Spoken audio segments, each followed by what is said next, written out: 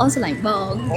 ស្ដីអ្នកនេះចែកនំ free នៅទូលេជូជីបម៉ង Mega Mall 271ប៉ុន្តែខ្ញុំត្រូវសួរសំណួរថាទូលេជូមានន័យថាម៉េចបើឆ្លើយត្រូវបាននំ free ដឹងថាទូលេជូមានន័យថាម៉េចអត់ ដឹងតែសោបារាំង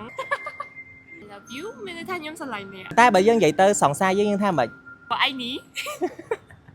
ចុះបើឯនេះបូកទូលេជូមានថាម៉េច I love you every day អូ មានន័យថា everyday ហ្មង I love you មានន័យថាខ្ញុំស្រឡាញ់អ្នក I love you ទូលេជូមានថាម៉េច ខ្ញុំស្រឡាញ់អ្នករាល់ថ្ងៃ អេ ដូចជា everyday ចឹងបើ I love you បូកនឹងទូលេជូមានថាម៉េចដឹងអត់ ខ្ញុំស្រឡាញ់អ្នករាល់ថ្ងៃ មែន ទូលេជួមានន័យថា everyday every day ចុះ I love you អូនស្រឡាញ់បង I love you ទូលេជូជាខ្មែរថាម៉េច អូនស្រឡាញ់បងរាល់ថ្ងៃ អេឆ្លាញ់រងថ្ងៃញ៉ាំនំរងថ្ងៃ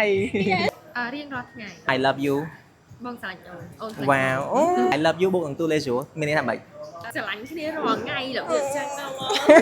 អូនលេជួមានន័យថារាល់ថ្ងៃ រាល់ថ្ងៃ អូនស្រឡាញ់បង I love you បូកនឹងទូលេជូមានន័យថាម៉េចអូនជាខ្មែរ អូនស្រឡាញ់បងរាល់ថ្ងៃ អូយ លេជួ Yes ដឹងអត់ អត់ អូខេទូលេជូមានន័យថារាល់ថ្ងៃ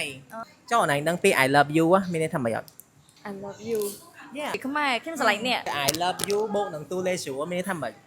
ជាភាសាខ្មែរ ខ្ញុំស្រឡាញ់អ្នកជារៀងរាល់ថ្ងៃ អរគុណ អត់ដឹងផងបង I love you មានន័យថាម៉េចអត់ជាខ្មែរ ខ្ញុំស្រឡាញ់អ្នក ខ្ញុំស្រឡាញ់ I love you បូកនឹងទូលេជូមានន័យថាម៉េច ទៅលើស្រួលខ្ញុំស្រឡាញ់អ្នក អញ្ចឹងប្រែថាបងស្រឡាញ់អូនរៀងរាល់ថ្ងៃ